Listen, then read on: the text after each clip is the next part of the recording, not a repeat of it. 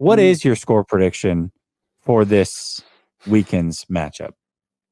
I think what we have, I think I had 27-13 last time. What did you guys win? What was it? 30-13, something like that? Something like that. Yeah, you were pretty close. I was pretty close last time. I did have a chance to see your show, by the way, with the Giants, which one of the funniest things to listen to those two talk themselves into. That was the one show that I remember that it was like, oh man, okay, come on, guys. Come on. That was the one where I was listening on because when I was listening for them, I was gonna maybe reach out to them for the preview show. And honestly, it was kind of for me at that point. I was like, I'm gonna maybe look for a different Giants fan when these ones like, come on, guys. And they're both like trying to pump the other one up to get him to the side of winning. But no, I would say similar score, I would think. I think because I don't know that you guys are going to be the prime time matchup coming in, the first place on the line like the last matchup. I don't know if you guys, I think the whole thing, like we talked about at the top, Niner fans feeling a little bit maybe like this will maybe be a game we kind of come through and go hit the cruise control button, we'll be fine. And that might be troublesome if you do. Still, nonetheless, I think you guys end up separating out. We maybe are able to make a little bit of a game through the first couple of quarters, but then it just things play out the way they've been playing out the last 4 matchups. I don't expect a lot to change. We're not coming into this game, I think, healthier than you guys. I think we're in the worst side of it. You mentioned the back situation. I don't expect Walker to play. I don't know what's going on with the Bleak, but he didn't practice Wednesday. Charbonnet didn't practice Wednesday. You might get DJ Dallas, which would be a nightmare as far as the running back position goes, because we've needed those backs to get the yards when there's no holes being created. At least they'll get you a 3-yard game when it should have been a -2. And you're not going to get that in that game. So you guys can go sign, claim Ty Davis Price off of waivers. We waived him yesterday. We may have to. It's that or Marshawn at this point. We might go back to beast mode and get the bat signal up in the sky. I don't know, man. We're gonna have to maybe do something. We always got our running backs are always decimated, but yeah, I don't think this is going to be it'll be a relatively easy, I think, win for the Niners. And just unfortunately, you guys are playing some of your best ball of the year. We're playing some of our worst, and we're getting held back by a variety of things across the board. But just don't see those all getting fixed in a week or getting close to getting fixed. You got to have a lot of that stuff in alignment to beat this Niners team with where you guys are at. I'm going to go similar route as you. I think the spread is around 10.5. I think the 49ers are going to cover. I'm going to go 34-20 San Francisco. I think seeing a team a second time might help a little bit, keep it a little bit closer. I think Seattle's a little bit healthier, at least in some areas, than they were last game. 49ers are a little bit more banged up, maybe in some areas than they were last game, but I think ultimately the 49ers are just too damn good right now. I don't see them losing this game. So I'm going to go 34-20. But I will say, much like I'm begrudgingly a Cowboys fan for about 3-ish hours this week, I will be a Seahawks fan the following week for about 3-ish hours as they play the Eagles, because we need all the help in the world. And if the Eagles lose this week, I still would want them to lose one more, just so that the 49ers have that buffer to lose an extra game themselves and go ahead and get that number 1 seed. So I will be rooting for the Seahawks to beat the Eagles. I just don't think they can get it done against the 49ers, though. Yeah, there'll be a lot. I think it's going to be an easier matchup, if I can say, the Eagles. And it's at least enheartening for us to see that the Eagles get blown out by the Niners like we did, so that at least we can go, well, maybe that equals then that maybe we can at least play with the Eagles in there. And then we've got a chance to carve out one of those important ones. Like you said, we got to get a win over the next 2 games along with the rest of the schedule to get in. So that definitely would be nice if it could go that way too, from our standpoint. Matt is responding to Radu and says, my God, live in the past. I love our 5 Super Bowls. Daniel says, would rather have puke green than jerseys. The Niners going to be in PMS mode when they fall short of the Super Bowl again. Well played. Well, I love the banter, and that was a well played comment. You're wrong, but I listen. I might be biased, but I actually genuinely do think the 49ers have some of the better uniforms in the league. They're simple, but the gold with the red is just, I love that look, man. I do love that look. But I do like the older jerseys like you do, though, too. I'm more older Niner jersey on that, the 90s jersey. The jersey you guys had rock with the young Super Bowl. That's got to be the one right there. That's the one, the 94, yeah. Hey, Zeus says, Niners win 31-17. If I get it right, you buy me a hat, Jesse. 31-17. You know what? You're the only one that says it, and I'm not doing it for everybody. If it's 31-17, I'll get you a hat, Jesus.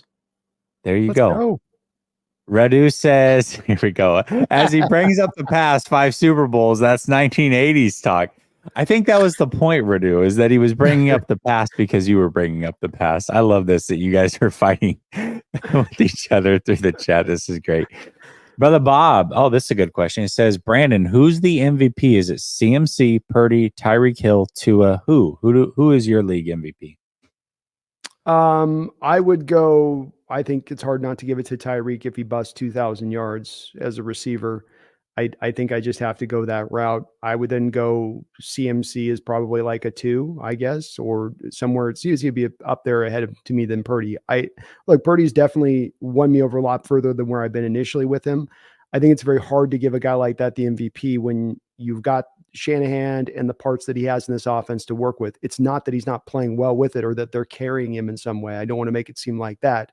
But when we're talking about giving him the MVP, that's a little bit of a harder bridge for me to cross when I know that I just can't quite get there on that. But I think he's having an outstanding season, certainly deserving of being a Pro Bowl, probably an All-Pro, where he's at in his efficiency of play. But McCaffrey's the guy that makes that offense go. You lose McCaffrey, not that the offense is bad, but it's not a juggernaut like it is right now.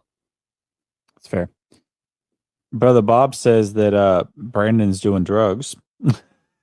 Let's go. Gosh. Jordan says, is it just me or are some Seahawks fans going overboard about the Adams tweet? It 100% was a low blow, but the things I have heard kind of make me cringe. Yeah, unfortunately, I think there's craziness that is a part of every fan base, man. And ours is not above that either. There's some jerk-offs that really bring it down for everybody. I haven't paid a lot of attention to it. I will say I thought what Adams did, I understand his frustration. I get it. It's got to be annoying being criticized by a guy who doesn't actually do what you do and can't do what you do. So I understand the frustration there. I think him deleting the tweet, regardless of what he says, I stand behind it. No, you don't, because you would have kept it up if you stood behind it. I think that he knew that it was a bit of a low blow, and that's why he removed the tweet as well, regardless of what he's saying. So, but I haven't seen some of the responses from people. I'm not sure about that. Yeah, I mean, I saw some of this, for instance, this year with we've got at times there's segments of the fan base that do get certain sensitivity to certain things that cause them to really jump up. I mean, DK had some penalty issues this year, and it was like there was people jumping up and down to like, we got to move this out. It's like it gets a little bit over the top. I think that there is a place that this is going to reach that I think you can relate to. I'm certainly your cohort Ken out there. Grant's had to deal with this at times, which is that there needs to be a place that we come to with the players and their understanding of what's going on here, where there's this big thing that they get up in arms with. You know, you didn't play the game. Who's anybody to criticize us? We're out here laying our blood and guts on the line. How dare what you get to say whatever you don't know what you, and it's the thing that you see with that a lot of times with these guys, they act out emotionally, and I get that, but you're multimillionaires playing a child sport. Don't talk to me about I've got to hold you up in some reverence to where you're above the law as far as being criticized, especially when you aren't playing well and when you aren't doing well. And there does seem to be this thing of with some players on this to where it's like, you have this expectation that you are above being criticized on it. And if you play like crap, you play like crap. Own it. Own the fact that you play like crap. Don't look for excuses. Don't look for calling out people or personally attacking them, because that's going to make you feel better, or then you can like somehow deflect the criticism at hand. And it's a place that I see online with players, and not to me, I've never really dealt with it, but I've seen it in other places at times. And it's kind of like, you know, especially if the criticism is fair, which the guy didn't say anything. He said, yikes. That's not a low blow on Adams. It was a horrible play by Adams in coverage. It is a play that's worthy of a yikes. So he was not aligned with that. But I find a lot of these players go to that place where, you know, they will, and you see them, they'll blow up on guys and get real personal and start insulting them that.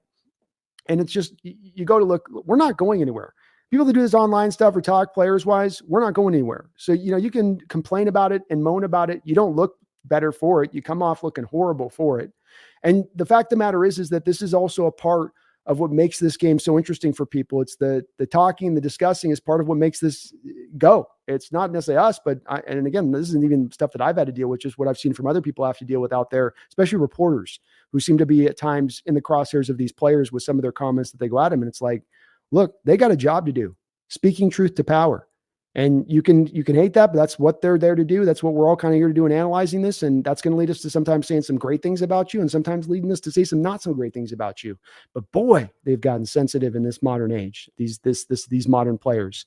And I wish they would kind of learn it. Like you're multi-millions of dollars doing this. You're playing a kid's sport. You ain't getting up 9 to 5 and going in and put it in perspective a little bit, put in perspective of what you're doing a bit. And I didn't get overboard on Adam's tweet, but I do think some of these guys, come on. You can deal with it. We all get critiqued. You and I get critiqued. You deal with it. All right. You don't freak out and start railing on the people that critique you. Okay, all right. Appreciate your perspective. Moving on.